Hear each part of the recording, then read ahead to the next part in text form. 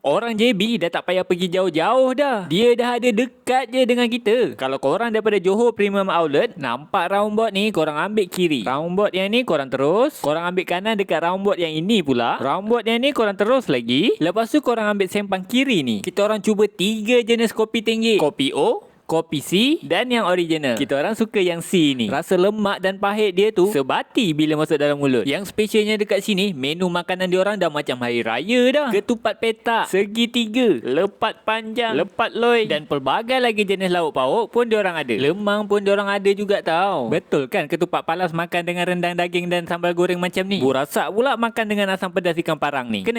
Senang cerita, menu yang korang cari pagi raya tu diorang ada dekat sini. Termasuklah telur pindang ni. Ikan masin sepat masak lemak ni bukan menu raya kan? Itu menunjukkan menu-menu biasa pun diorang ada je dekat sini. Tak minat kopi? Cubalah salted caramel ataupun green tea ni. Korang boleh rojer lori kecil ni kalau korang tak tahu nak jamu tetamu korang dengan apa. Dia dah dekat dah dengan orang JB. Cuma banyak roundabout sikit lah tapi. Jangan lupa like dan komen tau. Selamat Hari Raya.